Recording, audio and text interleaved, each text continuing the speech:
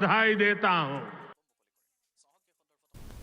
Ajay Kumar Bhalla was sworn in as the 18th Governor of Manipur by Chief Justice D. Krishna Kumar at a ceremony today. Bhalla, a retired IAS officer from the 1984 batch of the Assam Meghalaya cadre, was appointed to the role on December 24, 2024. Hailing from Jalandhar, Punjab, Bhalla served as the Union Home Secretary from 2019 to 2024, playing a key role in addressing national challenges, including the ongoing crisis in Manipur. Bhalla is expected to bring his rich experience as former Home Secretary in managing the challenges that Manipur is currently facing.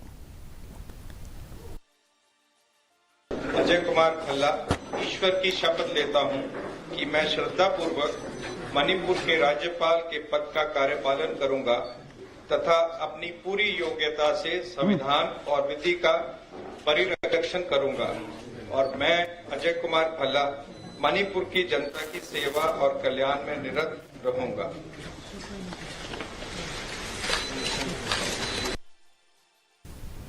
A pivotal meeting was convened